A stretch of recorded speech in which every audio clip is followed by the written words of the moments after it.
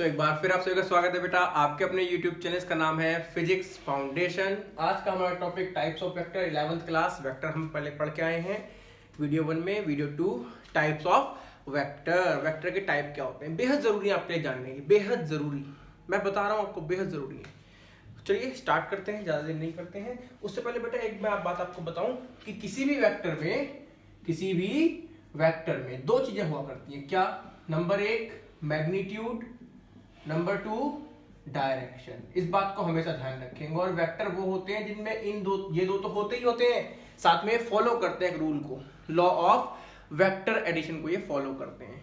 Okay, इसके basis पे बेटा मैं आपको बताऊं एक फॉर्मूला आप लोग याद रखेंगे, हमेशा याद रखेंगे इस फॉर्मूले को जो मैं बताने जा रहा हूं आपको। जो वेक्टर होता है वो बेसिकली मैग्नीट्यूड और डायरेक्शन की मल्टीप्लाई के बराबर होता है। ये आप समझ लें, वेक्टर क्या है? Magnitude into direction, magnitude into direction. इस बात को आप हमेशा याद रखेंगे बच्चे, मैग्नीट्यूड इनटू डायरेक्शन। बहुत सारे क्वेश्चंस आपके इस फॉर्मूले से हो जाया करते हैं। ओके, स्टार्ट करते हैं अब। अच्छा, वेक्टर को कैसे शो करते थे? ऊपर एरो लगा के, है ना। मैग्नीट्यूड के लिए 2 डंडे लगा देते थे, modulus. Okay, types of vector. सबसे पहला हम देखने जा रहे हैं बेटा यूनिट वेक्टर। कौन सा वेक्टर देख रहे हैं हम? Unit vector. जैसा कि आपको नाम से पता चल रहा है, यूनिट माने 1, यूनिट माने 1। तो ऐसा वेक्टर जिसका मैग्नीट्यूड 1 हो, ऐसा वेक्टर जिसका मैग्नीट्यूड क्या हो? 1। यूनिट मैग्नीट्यूड होना चाहिए। मैग्नीट्यूड कैसा होना चाहिए मेरे बच्चों? यूनिट का मतलब 1 होना चाहिए मैग्नीट्यूड। और सोच के देखो, अगर मैग्नीट्यूड 1 होगा तो वेक्टर में सिर्फ डायरेक्शन रह गई। ईमानदारी से देखो तो, अगर 1 मैग्नीट्यूड रखोगे तो वेक्टर में सिर्फ और सिर्फ क्या रह गई? 1 इनटू डायरेक्शन रह गई। तो यूनिट वेक्टर का बेसिकली काम जो होता है बच्चों, वो डायरेक्शन को इंडिकेट करना होता है। यूनिट वेक्टर किस लिए हम यूज करते हैं? To indicate the direction. किसी भी वेक्टर की डायरेक्शन देनी है, हमको नहीं पता, तो यूनिट वेक्टर से हमको पता लगती है। अगर हमें कह रहे हैं कोई वेक्टर वहां को है, तो उसका यूनिट वेक्टर वहां को है। ध्यान रखेंगे आप इस बात का। इंडिकेट डायरेक्शन, डायरेक्शन इंडिकेट करने के लिए हम यूनिट वेक्टर का यूज किया करते हैं। इस बात को आप हमेशा याद रखेंगे। ओके, इसको शो कैसे करते हैं, डिनोट कैसे करते हैं? जैसे कि वेक्टर है ए, उसका डायरेक्शन दिखाना है, यूनिट वेक्टर दिखाना है, तो उसे डिनोट करते हैं ए कैप। इसे कैसे डिनोट करते हैं? ए कैप या ए कैरेट। ए कैप आप इसे पढ़ेंगे, क्या इसे प्रोनाउंस करेंगे? A cap. ये कैप लग जाती है ऊपर छोटी सी टोपी। ये क्या शो करता है मेरे बच्चों? ये यूनिट वेक्टर को शो करता है। और यूनिट वेक्टर क्या होता है? एक तरीके से डायरेक्शन। तो अगर आपको किसी वेक्टर की डायरेक्शन लिखनी है, आप ऐसे लिखेंगे, कैप लगा के। कैसे लिखेंगे मेरे बच्चे? कैप लगा के। देखा जाए यहीं से, देखो फॉर्मूला बनाता हूं, क्या बन रहा है?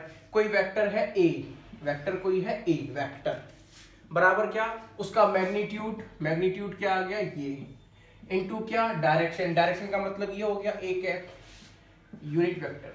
ठीक है, देखें जरा यूनिट वेक्टर का फॉर्मूला क्या आता है। आप लोग देखेंगे यूनिट वेक्टर का फॉर्मूला आएगा वेक्टर अपॉन उसका मैग्नीट्यूड। आप इस फॉर्मूले को ऐसे याद रख सकते हैं, या फिर आप इस फॉर्मूले को डायरेक्ट याद रखेंगे। यूनिट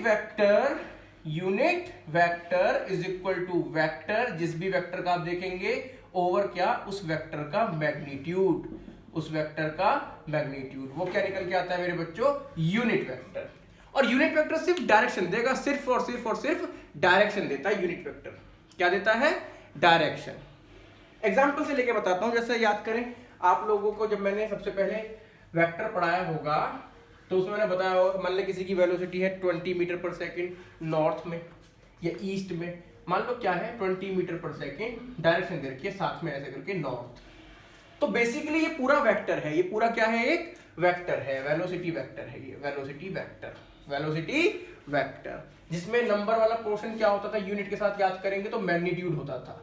ये है क्या? मैग्नीट्यूड। ये क्या है मेरे बच्चों? डायरेक्शन है। क्या है ये? डायरेक्शन। अब सोच के देखो, अगर मुझे यूनिट वेक्टर निकालना है, वेक्टर को किससे डिवाइड कर दें? उसके मैग्नीट्यूड से। वेक्टर क्या है? ये पूरा वेक्टर है, ये पूरा क्या है? वेक्टर। लिख दे, वेक्टर कितना लिखा है? 20 मीटर पर सेकेंड नॉर्थ। डिवाइड किससे कर दूं? मैग्नीट्यूड से। मैग्नीट्यूड क्या है? सिर्फ ये है, लिख देते हैं क्या है? 20 मीटर पर सेकेंड। ध्यान से देखो, 20 मीटर पर सेकेंड 20 मीटर पर सेकेंड उड़ गए, क्या बचा 1 इंटू नॉर्थ, 1 इंटू नॉर्थ। तो देखा जाए सिर्फ इसका मैग्नीट्यूड तो 1 आया है ना, और ये बचा क्या, सिर्फ डायरेक्शन। तो यूनिट वेक्टर हमेशा बेटा सिर्फ डायरेक्शन देने के काम आता है, इसको आप याद रखेंगे। यूनिट वेक्टर हमेशा किस काम आता है, डायरेक्शन बताने के लिए, सिर्फ और सिर्फ डायरेक्शन के लिए आता है, उसके अलावा इसका कोई काम नहीं है।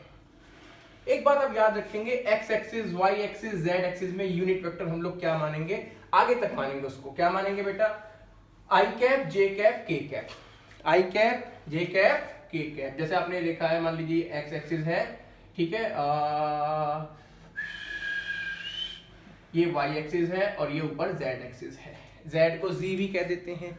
यूनिट वेक्टर हमने ऐसा मान लिया, एक्स की तरफ चलने वाला यूनिट वेक्टर है आई कैप, आई कैप यूनिट वेक्टर है। यूनिट वेक्टर का मैग्नीट्यूड कितना होता है मेरे बच्चे, 1।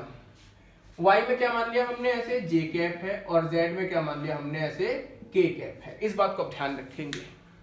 कई बार ये बड़ा अच्छा क्वेश्चन पूछ सकता है, जैसे आई कैप लिख दिया, ये यूनिट वेक्टर है, क्या है ये, एक यूनिट वेक्टर, और साथ में लगा दिए ये 2 बड़े डंडे यानी कि मॉडुलस। बताओ इसका मैग्नीट्यूड क्या होगा, आपको पता है यूनिट वेक्टर का मैग्नीट्यूड 1 होता है, तो इसका मैग्नीट्यूड 1 आएगा, सिंपल। ये कई बार बच्चे घूम जाते हैं कि इसका मैग्नीट्यूड क्या होगा, 1 होगा, ध्यान रखेंगे आप इस बात को।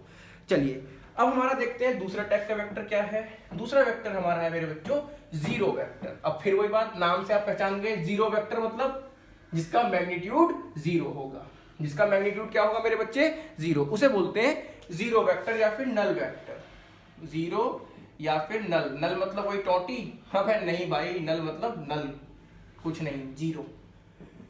जीरो वेक्टर, ऐसा वेक्टर जिसका मैग्नीट्यूड 0 हो। अब जीरो मैग्नीट्यूड वाला कोई सा वेक्टर हो सकता है, आंसर है हाँ, होते हैं, तभी तो है ये।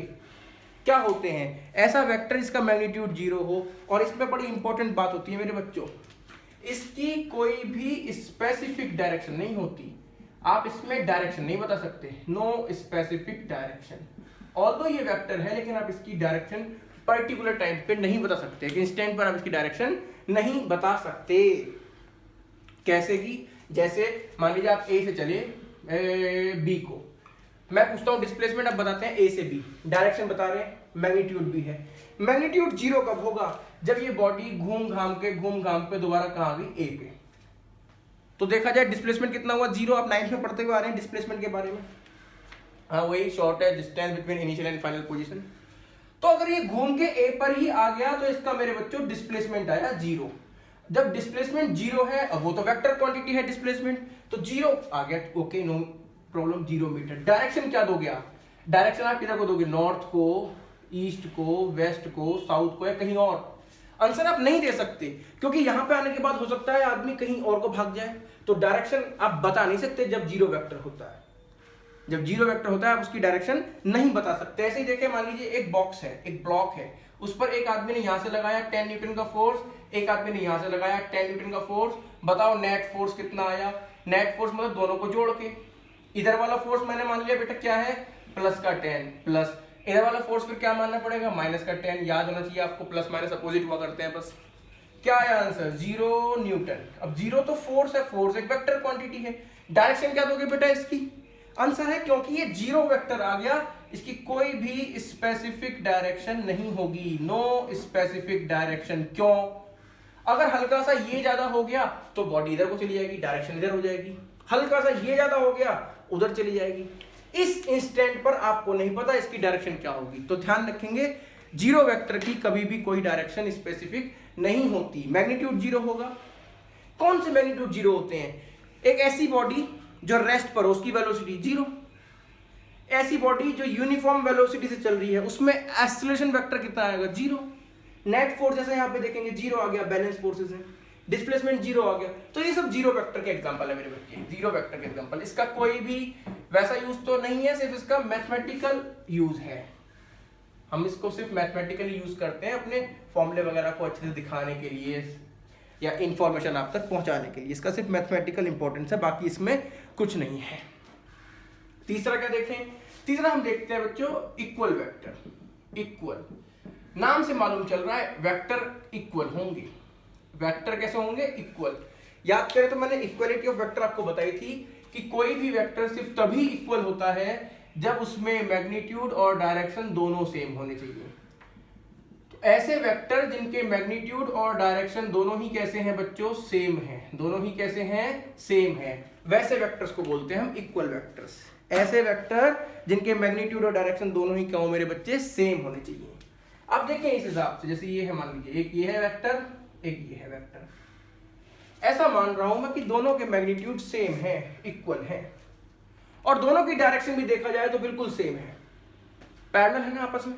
पैरेलल जो भी होते हैं उनकी डायरेक्शन सेम होती है।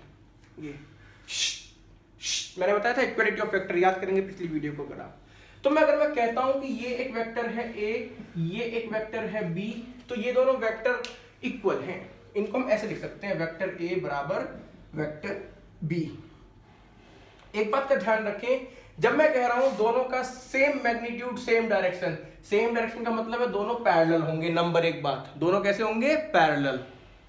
नंबर दूसरी बात, दोनों का मैग्नीट्यूड सेम है, जितना ये है 20 उतना ये है। और मैंने याद करे तो मैंने बताया था, जब वेक्टर मैंने पढ़ाया था, जब मैं मैग्नीट्यूड बोल रहा हूं तो इसके अंदर यूनिट इंक्लूड बोली थी मैंने, याद करेंगे इस बात को। तो कहने का मतलब, अगर मैं कह रहा हूं मैग्नीट्यूड सेम है, इसका मतलब यूनिट भी सेम होनी चाहिए। अगर ये 20 मीटर पर सेकंड है तो ये भी 20 मीटर पर सेकंड होना चाहिए, यानी कि सेम फिजिकल क्वांटिटी होनी चाहिए, सेम यूनिट के साथ। ऐसे वेक्टर्स होते हैं बच्चों इक्वल वेक्टर्स, इक्वल। अगर हल्का सा भी ये चेंज हो जाए डायरेक्शन की, ये हल्की सी हो जाए, तब इक्वल नहीं रहेंगे, क्योंकि तब इसका रिजल्ट कुछ और आएगा। ये हो सकता है कहीं पहुंचता, मान लो मेरे घर, ऐसे तुम हल्का सा बैंड हो गए, पहुंच गए मेरे फ्रेंड के घर, तो बड़ा फर्क पड़ जाएगा, रिजल्ट बिल्कुल अलग आएगा। इसलिए इक्वल वेक्टर सिर्फ वो होंगे जिनमें मैग्नीट्यूड और डायरेक्शन दोनों सेम होंगी, यूनिट इसमें इंक्लूड है जब मैं मैग्नीट्यूड बोल रहा हूं। ओके, अब देखते हैं और क्या होता है। चौथा टाइप क्या होता है, जल्दी जल्दी देख रहे हैं, और इसको इक्वल लिख सकते हैं बेटा। चौथा टाइप में आपको बताने जा रहा हूं बेटा, पैरेलल वेक्टर्स। अब नाम से मालूम चल रहा है बेटा, आपको सारी चीजें नाम से मालूम चलेंगी। पैरेलल वेक्टर्स, पैरेलल क्या होता है आपको मालूम है। पैरेलल मैंने बोला, पैरेलल होंगे तो डायरेक्शन कैसी होगी बच्चों, सेम होगी।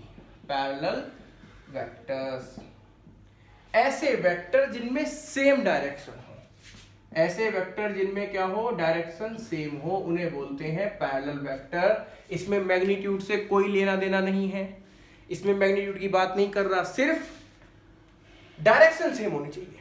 मैग्नीट्यूड कुछ भी हो, ज्यादा हो कम हो, उससे फर्क नहीं है, सिर्फ डायरेक्शन सेम होनी चाहिए। आप समझे किस हिसाब से, मान लीजिए ये है, एक ये है वेक्टर, एक ये है वेक्टर। मान लीजिए ये वेक्टर ए है, ये वेक्टर बी है। अब आप देखेंगे दोनों पैरेलल हैं, दोनों की डायरेक्शन सेम है, दोनों की डायरेक्शन बिल्कुल सेम है। और जब दोनों की डायरेक्शन सेम है, मैग्नीट्यूड तो फर्क है, देखो इसका मैग्नीट्यूड कम है, इसका ज्यादा है, तो ऐसे वेक्टर्स को बोलते हैं बच्चों पैरेलल वेक्टर्स। क्या बोलते हैं, पैरेलल वेक्टर्स। आप इसको ऐसे लिख सकते हैं अगर लिखना चाहें तो, दोनों वेक्टर्स कैसे हैं आपके, पैरेलल। हालांकि ऐसा लिखा नहीं जाता बुक्स वगैरह में, आप लिख सकते हैं, नो प्रॉब्लम। ओके, सिर्फ डायरेक्शन सेम होगी। और सोच के देखो, अगर कोई ऐसा केस बने कि इनके मैग्नीट्यूड भी सेम हो जाए, हो सकता है ऐसा केस, भाई डायरेक्शन तो सेम ही है, एक ऐसा पर्टिकुलर केस जिसमें इसके मैग्नीट्यूड भी सेम हो जाए, तब याद करो तो ये इक्वल वेक्टर्स हो जाएंगे। कैसे हो जाएंगे, इक्वल वेक्टर्स। कैसे हो जाएंगे, इक्वल वेक्टर्स, सिर्फ एक पर्टिकुलर केस में। अब मैं आपको एक बात बताऊं, जितने भी इक्वल वेक्टर्स है, ध्यान से देखो, इधर देखेंगे ध्यान से, ये वेक्टर ए है, ये वेक्टर बी है, ठीक है, ये वेक्टर सी है, ये वेक्टर मान लो डी है। आप देखिए ध्यान से, ये पैरेलल वेक्टर है, हाँ ये पैरेलल हैं, दीज आर पैरेलल। लेकिन क्या ये इक्वल है, नो, ये इक्वल नहीं है। ओके ओके ओके, क्या ये इक्वल है, हाँ मैग्नीट्यूड सेम है, डायरेक्शन सेम है, ये इक्वल वेक्टर है। क्या ये पैरेलल है, हाँ 100%। जो भी इक्वल होंगे वो 100% बेटा मेरे पैरेलल होंगे, क्योंकि उसमें डायरेक्शन भी सेम है, ये ध्यान रखेंगे। Equal vectors, two equal vectors are always parallel, two equal vectors are always parallel, but two parallel vectors may not be equal, नहीं हो सकते इक्वल। एक केस ऐसा हो सकता है, सिर्फ एक केस, जब दोनों का मैग्नीट्यूड सेम हो, तब होंगे वो इक्वल, अदरवाइज वो इक्वल नहीं हो सकते। ठीक है, याद रखेंगे इस बात को, कई बार पूछा जाता है एग्जाम वगैरह में, इसलिए मैं आपको बता रहा हूं, उसको नोट करेंगे। अच्छा, अब हम देखते हैं बेटा इससे नेक्स्ट है हमारा बेटा एंटी पैरेलल वेक्टर्स। क्या है, anti parallel vectors. Anti parallel नाम से मालूम चल गया आपको, शायद ये 4-5 आएगा शायद ये। एंटी पैरेलल, पैरेलल का एंटी हो गया। पैरेलल में ऐसे थे, एक तरफ सेम डायरेक्शन, बिल्कुल अपोजिट हो गया तो अपोजिट डायरेक्शन आ जाएगी। एंटी पैरेलल वेक्टर्स, ऐसे वेक्टर्स जिनमें डायरेक्शन ठीक अपोजिट हो। ध्यान रखना, डायरेक्शन अलग अलग ना कह रहा मैं कह रहा हूं ठीक अपोजिट हो। अपोजिट डायरेक्शन जिनमें हो ऐसे वेक्टर्स को क्या कहते हैं? Anti parallel vectors. Opposite direction होनी चाहिए, ऐसे वेक्टर जिनकी डायरेक्शन क्या हो? बिल्कुल अपोजिट हो, बिल्कुल अपोजिट। मान लो एक ये है वेक्टर ए, मैं बोल रहा हूं इसको, एक ये है, मान लीजिए वेक्टर बी है। दोनों बिल्कुल कैसे हैं? अपोजिट डायरेक्शन में हैं। अपोजिट में है तो उन्हें बेटा बोलेंगे anti parallel. Vector A and vector B are anti parallel, opposite हैं। इनके बीच एंगल हमेशा कितना होगा? 180 डिग्री। पैरेलल के बीच कितना था? 0 डिग्री। एंटी पैरेलल के बीच कितना होगा? 180 डिग्री। एंगल निकालना मैंने आपको लास्ट वीडियो में बताया है, आप उसे देख लेंगे। दोनों की टेल मिलाते थे, छोटा एंगल देखते थे ना। ओके, अब इसमें एक बेटा एक और अच्छा टाइप आता है, छठा टाइप। बहुत इजी से है। आज का हमारा लेक्चर सिर्फ टाइप्स ऑफ वेक्टर की बात कर रहे हैं, लेकिन ये बहुत इंपॉर्टेंट भी है, आपको पता होने चाहिए सारे किस क्या बोलते हैं, नेमिंग क्या है। छठे की बात कर रहे हैं हम, इसको बोलते हैं बेटा हम नेगेटिव वेक्टर। अब ये थोड़ा अजीब सा लग रहा है, नेगेटिव। ध्यान रखना, कभी भी नेगेटिव वेक्टर जो होगा वो किसी पर्टिकुलर वेक्टर का नेगेटिव होगा, किसी पर्टिकुलर वेक्टर का नेगेटिव होता है। जैसे आपने देखा कोई एंटी वायरस आया तो किसी वायरस का एंटी आया, किसी वायरस का नेगेटिव है वो, वायरस का नेगेटिव। ऐसे जो नेगेटिव वेक्टर है वो किसी एक पर्टिकुलर वेक्टर का होगा, किसी एक पर्टिकुलर वेक्टर का होगा। इसको कैसे कहते हैं? इसको क्या कहते हैं? Negative vector of any vector. Negative vector of any vector is having equal magnitude but opposite direction. बिल्कुल नेगेटिव है, वहां पे इक्वल था, यहां नेगेटिव है। क्या फर्क है? इसमें मैग्नीट्यूड तो सेम है, सेम मैग्नीट्यूड, लेकिन इसमें डायरेक्शन ठीक अपोजिट है। तो अगर देखा जाए ये एंटी पैरेलल का एक केस बना है जिसमें मैग्नीट्यूड भी सेम हो जाए। सिर्फ वाला केस है एंटी पैरेलल का जिसमें मैग्नीट्यूड सेम हो जाए। इक्वल मैग्नीट्यूड होना चाहिए लेकिन अपोजिट डायरेक्शन, डायरेक्शन अपोजिट हो गई। इस बात को ध्यान रखेंगे, जरा समझे। मान लीजिए एक वेक्टर ये लिखा है कहीं पे, वेक्टर ए, ठीक है, और मान लो एक वेक्टर ये लिखा है कहीं पे, वेक्टर बी। आप देख पा रहे हैं मैंने ट्राई किया, हालांकि बिल्कुल पैरेलल तो नहीं बना। चलो ट्राई करते हैं कि हो जाए बिल्कुल पैरेलल। हुआ थोड़ा बहुत तो हुआ। मान लीजिए ये दो वेक्टर हैं, एक वेक्टर ए है और दूसरा वेक्टर बी है। अगर आप ध्यान से देखिए मैंने ट्राई करा है दोनों का मैग्नीट्यूड सेम करने का, डायरेक्शन अपोजिट करने का। इसका मतलब ये दोनों एक दूसरे के नेगेटिव वेक्टर हैं, ये दोनों एक दूसरे के नेगेटिव वेक्टर हैं। आप इसे ऐसा कह सकते हैं, ए बी का नेगेटिव वेक्टर है और बी ए का नेगेटिव वेक्टर है। लेकिन मैंने भी क्या बोला? मैंने बोला नेगेटिव वेक्टर किसी पर्टिकुलर वेक्टर का होगा। अगर वेक्टर ए है तो इसका नेगेटिव वेक्टर बनेगा। ये नेगेटिव कहना थोड़ा सा सही नहीं है, लेकिन इसका एक नेगेटिव होगा इस वेक्टर का। ऐसे ही इस बी वेक्टर का भी क्या होगा? एक नेगेटिव वेक्टर जिसमें मैग्नीट्यूड तो सेम रहे, डायरेक्शन अपोजिट हो जाए। तो सोच कर देखें, अगर मैं वेक्टर ए का नेगेटिव वेक्टर बनाता हूं, वेक्टर ए का नेगेटिव, ये देखें ए के बराबर मैग्नीट्यूड रखा मैंने, लीजिए ए के बराबर, डायरेक्शन बिल्कुल ए के अपोजिट कर दी, तो ये माइनस का ए वेक्टर है। समझ गए मेरी बात को? ये माइनस का ए का मतलब क्या है? ये नेगेटिव वेक्टर किसका? Negative vector of vector A. Vector A का नेगेटिव है ये, वेक्टर ए का नेगेटिव।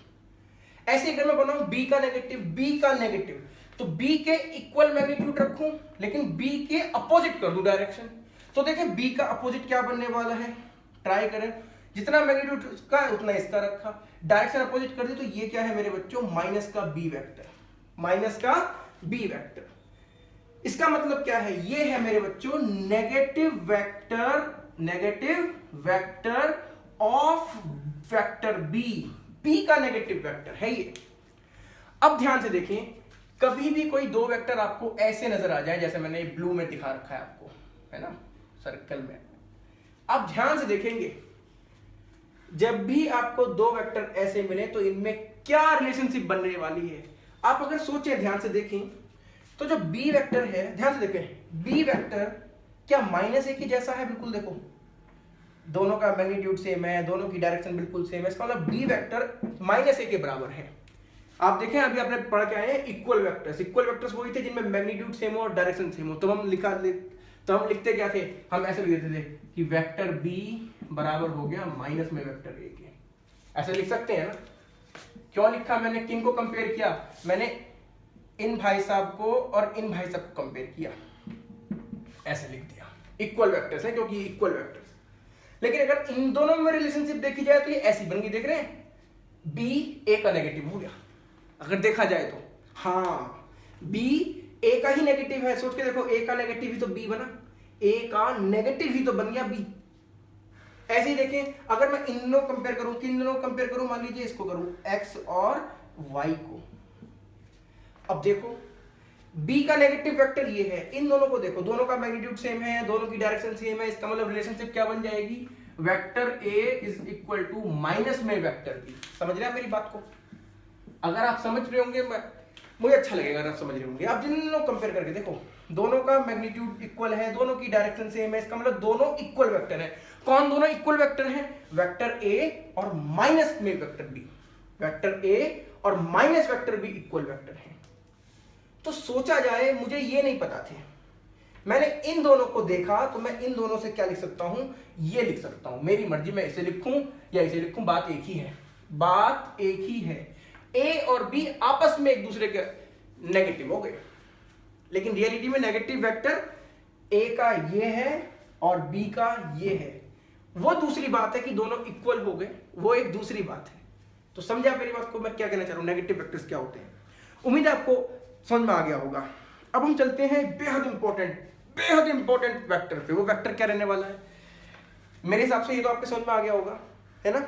अगर आ गया तो आगे चलते हैं। ओके, अब मैं कह रहा हूं कि बेहद इंपॉर्टेंट वेक्टर आने वाला है, वो होता है कंकरेंट वेक्टर्स। कंकरेंट वेक्टर्स, या फिर उन्हें बोला करते हैं को इनिशियल वेक्टर। अब नाम से मालूम चल गया, को इनिशियल यानी कॉमन इनिशियल होगा उनका एक कॉमन पॉइंट होगा जहां से वो निकल रहे होंगे। इनिशियल पॉइंट दोनों का कॉमन होगा। क्या कहते हैं उसको? कंकरेंट वेक्टर या फिर को इनिशियल। आई थिंक ये सातवां ही बैठेगा, कंकरेंट वेक्टर्स, या फिर मैंने क्या बोला बेटा इसको? को इनिशियल वेक्टर या कंकरेंट वेक्टर्स। ओके, कैसे होते हैं ये, क्या होते हैं? मैंने बोला को इनिशियल, राइटिंग अरे बड़े खतरनाक राइटिंग है मेरी यार। चलिए, को इनिशियल वेक्टर। अब आप देखेंगे ध्यान से, नाम से मालूम चल रहा है को इनिशियल, ये पर्टिकुलर किसी पॉइंट से निकलते हैं, इनका सेम इनिशियल पॉइंट होता है। मान लीजिए पॉइंट है ये ए, यहां से वेक्टर निकले, मान लो एक वेक्टर ये गया, इसे मैंने बोल दिया वेक्टर बी, एक वेक्टर ये गया, मान लीजिए वेक्टर ए, इनिशियल पॉइंट जहां से निकल रहे हैं सारे, ये निकला एक वेक्टर सी, ये निकला एक वेक्टर डी, ये पॉइंट है, इसे मैंने बोला ओ। क्या बोला मैंने इसे पॉइंट को? ओ। तो आप लोग क्या लिखेंगे इनको? ये सारे के सारे आपस में कंकरेंट वेक्टर हैं, यानी कि को इनिशियल वेक्टर है, जो कहां से इनिशियल हो रहे हैं? ओ से। जो कहां से इनिशियल हो रहे हैं? ओ से। ध्यान रखेंगे आप इस बात का, कंकरेंट वेक्टर्स हमेशा एक पॉइंट पे लगते हैं। ऐसा आपने एग्जांपल कहां देखा होगा? आप ऐसा समझे, आपने एक छोटी सी बॉल है, छोटा सा कोई खिलौना है, उस पर रस्सी बांध के इधर से कोई खींच रहा है, इधर से कोई खींच रहा है और कोई इधर से खींच रहा है। खींच सकते हैं ऐसे, ये लो जी, ठीक है, ये पहला आदमी खींच रहा था, ये दूसरा, ये तीसरा, तो खींच रहे हैं तो बेसिकली ये फोर्स लगा रहे हैं, तो ये फोर्स है F1, ये फोर्स है और ये भी फोर्स है। फोर्स एक वेक्टर क्वांटिटी है, तो देखा जाए तो ये तीनों वेक्टर इस पर्टिकुलर पॉइंट पे लग रहे हैं, तो ये आपस में कंकरेंट वेक्टर्स हैं। कैसे वेक्टर्स हैं? कंकरेंट वेक्टर्स हैं ये आपस में। बात क्लियर हो गया आई थिंक ये। अब एक बात समझे बेटा, इन कंकरेंट वेक्टर्स के लिए बेहद ही फेमस थ्योरम दी है लेमी ने। लेमी एक मैथमेटिशियन है।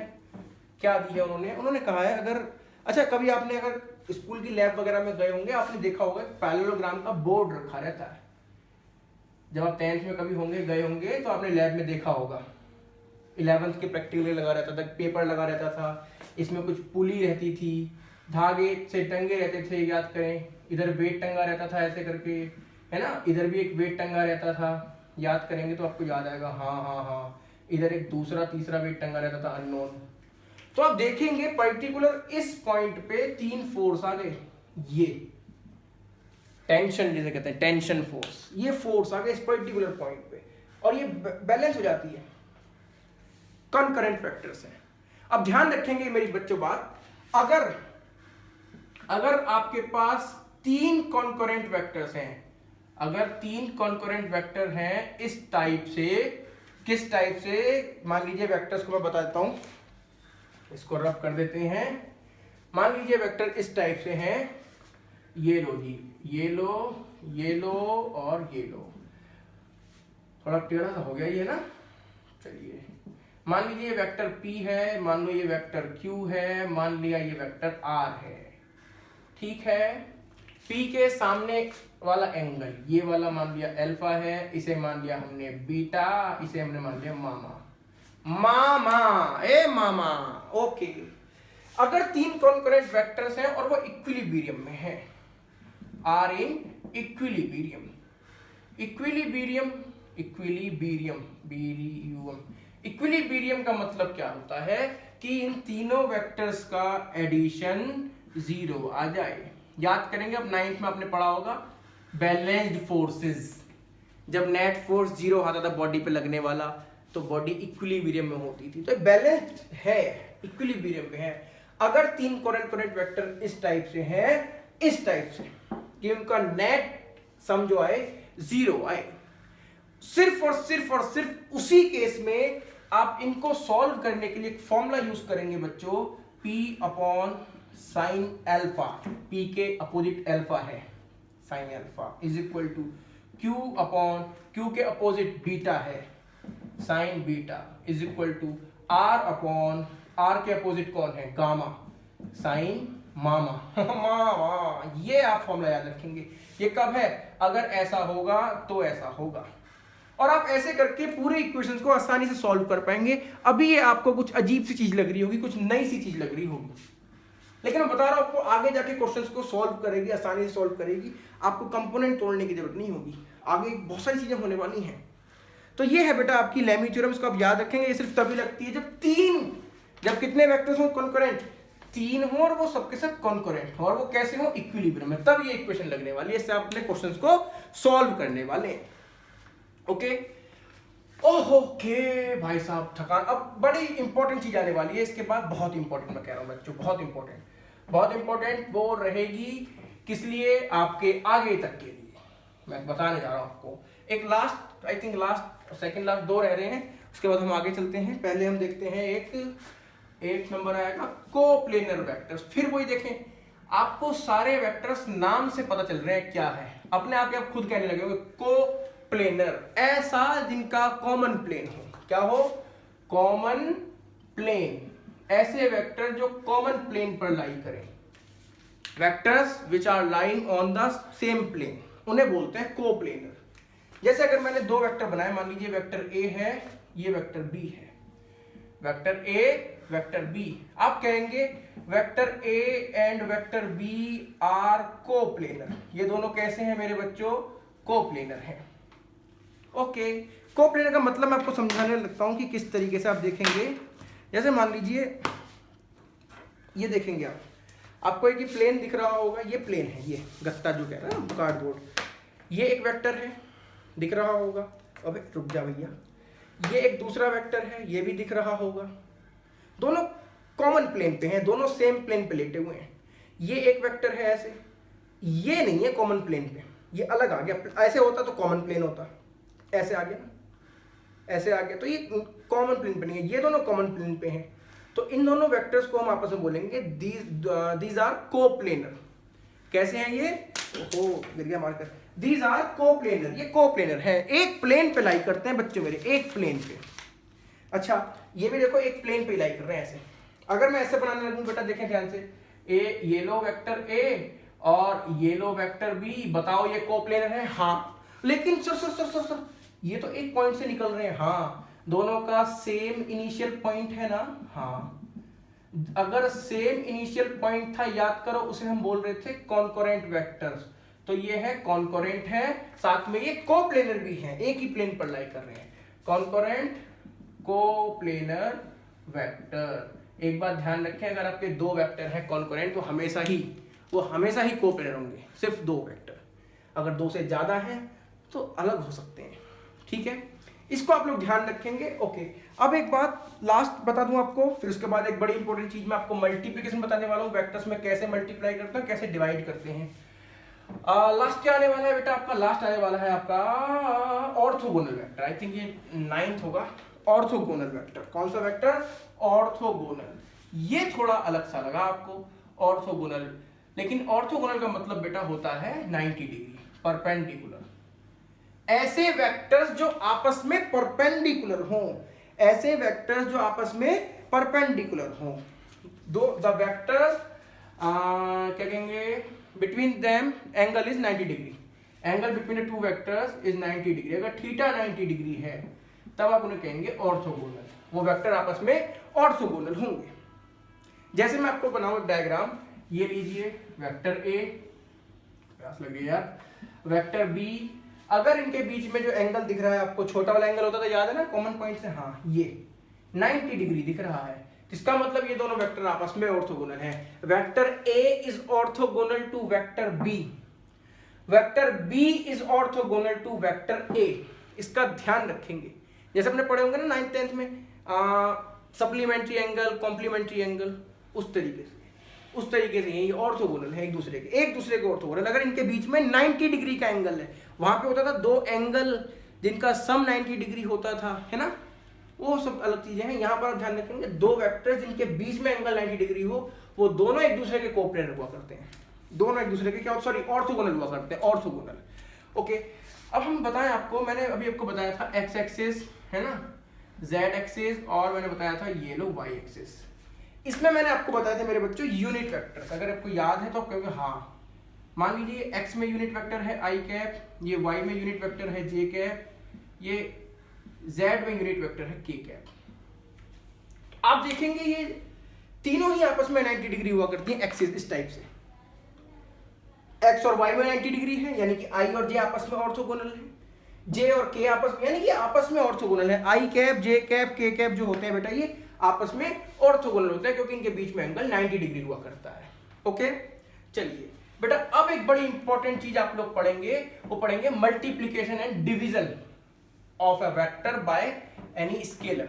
किसी स्केलर से जब हम किसी वेक्टर में मल्टीप्लाई करते हैं या डिवाइड करते हैं तो क्या होता है, ये बेहद ही इंपॉर्टेंट चीज है। मल्टीप्लीकेशन ऑफ अ वेक्टर, किसी वेक्टर में मल्टीप्लीकेशन किसकी, बाय एनी स्केलर, किसी स्केलर की जो भी आपकी मल्टीप्लाई होगी किसी स्केलर की, किसमें, वेक्टर में। मान लीजिए थोड़ी देर के लिए ये आपका वेक्टर है ए, ओके, इसका मतलब इसका मैग्नीट्यूड ये हो गया ए, मैग्नीट्यूड क्या है इसका, ए। अगर मैं इसका मैग्नीट्यूड लिखने लगा तो वो सिर्फ क्या हो गया मेरे बच्चों, ए हो गया। ओके, अगर कोई कहे कि इसमें सर मैं 2 से गुणा करता हूं, किससे गुणा करता हूं, 2 से, सर 2 से गुणा कर दो, I want to multiply it with 2, क्या होगा, सीधे सीधे 2a, वेक्टर क्या हो जाएगा 2a।